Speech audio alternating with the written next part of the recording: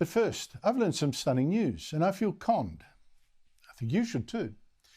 It's only now, when our governments around Australia have spent billions of dollars to save us from global warming and when our power bills are going through the roof, that the man who's arguably Australia's top climate scientist says, well, actually the climate predictions aren't clear.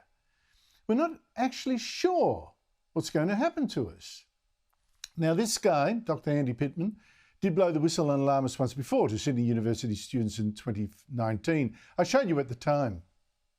This may not be what you expect to hear, but as far as the climate scientists know, there is no link between climate change and drought.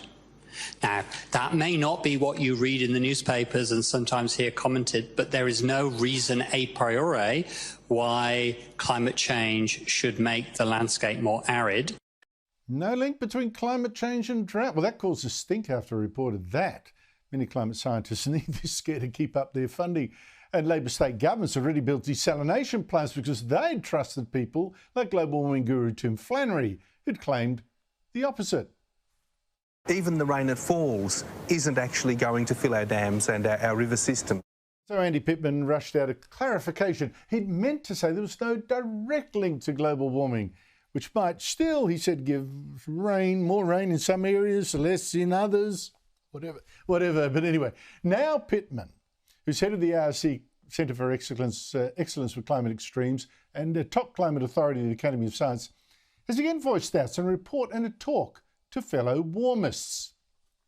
Now, Pittman wants a new national institute to oversee how we react to global warming because he said there's gaps in what scientists actually know about how it is affecting Australia. Those gaps turn out to be chasms. For instance, Pittman says our climate models are so bad that they cannot tell us whether we'll actually get more extreme weather events, more catastrophic flooding. As he put in his report, co-written with other scientists, global climate models cannot tell us if such events will become more common in the future. I'm thinking, hello, haven't warmers been telling us for decades that all hell is going to break loose if we don't cut our emissions? And doesn't everyone, however unqualified, now repeat this claim as settled science?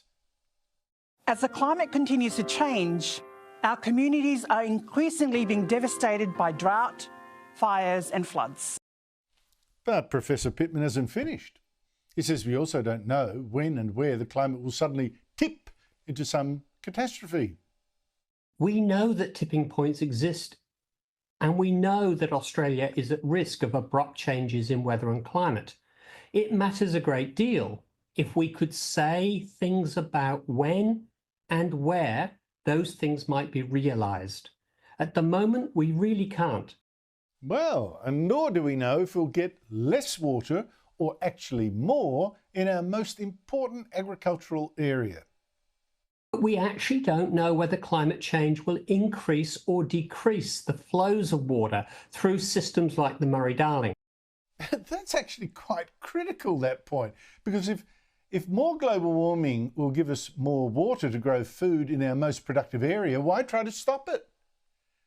And why did the CSIRO, our top science body, predict so confidently that we'd in fact get a drastic drop in water in the Murray-Darling?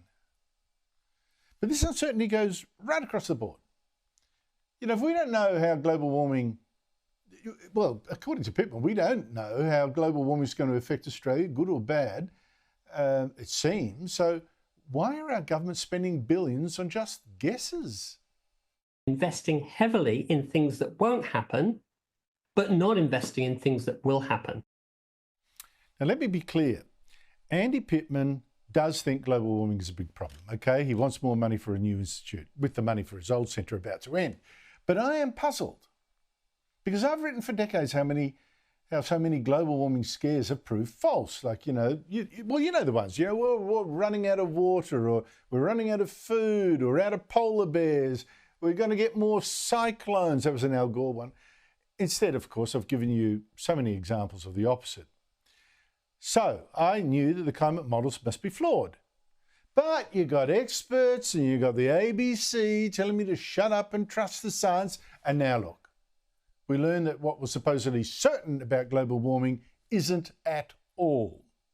So I've got to ask, are our politicians spending these billions of dollars on global warming politics? Are they just flying blind?